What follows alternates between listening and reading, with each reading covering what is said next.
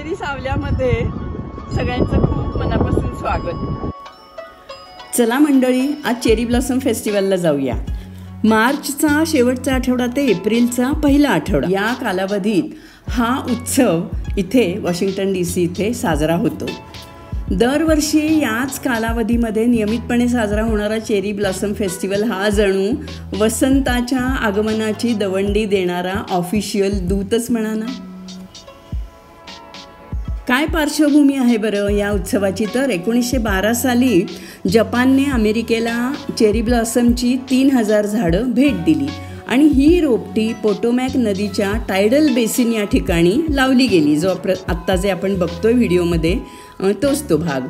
तर या नदी किनारी ही लावली गेली आणि नंतर ती जतन केली गेली। नंतर 1927 साली पहिला चेरी ब्लॉसम महोत्सव साजरा झाला इथेच, आणि इथेच तो आजतागायत चालू आहे। या उत्सवात USA आणि जपान या दोन्ही देशांची वैशिष्ट्य दाखवणारे सांस्कृतिक कार्यक्रम, कधी परेड्स, कधी सामूहिक योगासनंसुद्धा असे विविध कार्यक्रम चालतात।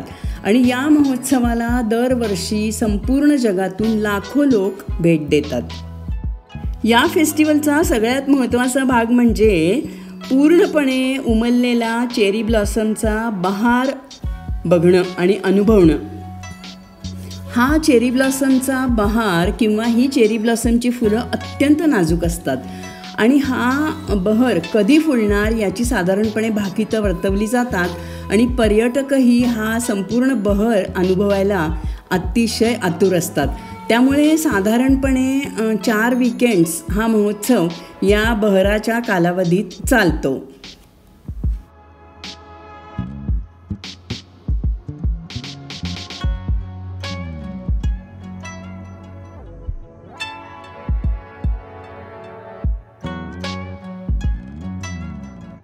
इथे या टायडल बेसिन या जागेवर असंख्य फुलांच्या शुभ्र धवल आणि गुलाबी बहरामुळे वातावरण अगदी जणू काही गुलाबी झालेलं असतं, अगदी भारून गेलेलं असतं। मग काही उत्साही पर्यटक या बहराच्या साक्षीने आपल्या आयुष्यातले अगदी महत्त्वाचे क्षण साजरे करताना दिसतात। इथले सामाजिक नियम थोडेसे आपल्यापेक्षा वेगळे असल्याने प्रत्येकाला व्यक्ती स्वातंत्र्य आहे। त्यामुळे अशा प्रसंगाचं इथं अगदी टाळ्या वाजवून स्वागत केलं जातं आणि इथल्या या रोमॅन्टिक जोडप्याकडे अगदी इतरांच्या कौतुक भरल्या नजराही जात होत्या। असो, मागे काही वर्षापूर्वी जेव्हा आम्ही याच फेस्टिवलसाठी इथे आलो होतो तेव्हा तर एक नववधू आणि तिचं एक अख्खं वऱ्हाडच भेटलं होतं इथे पोटोमॅकच्या किनारी। मस्तपैकी फोटोशूट चाललं होतं त्यांचं। आता इथे पण पहा, एक उभरती हुई मॉडेल आणि तिचा फोटोग्राफर यांचं एक छानपैकी फोटोशूट इथं चालू आहे, पण कोणीही त्यांना डिस्टर्ब करत नाही आहे।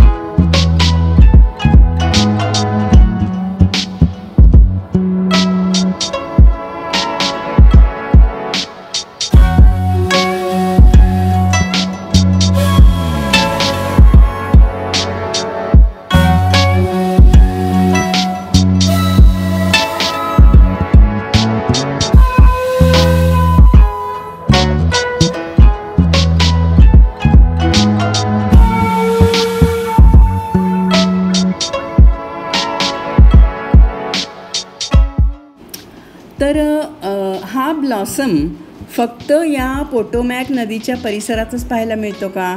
तर नाही, संपूर्ण वॉशिंग्टन DC शहरात परिसरात सगळीकडे अधूनमधून ही झाडं आपल्याला सोबत करत राहतात।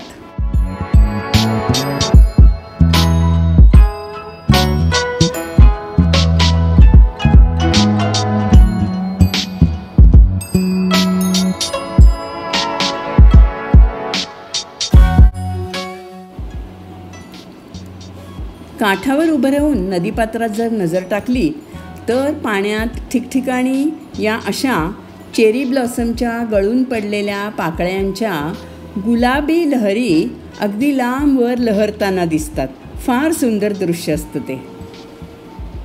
या पाकळ्या पाण्यालाही अगदी गुलाबी करून टाकतात.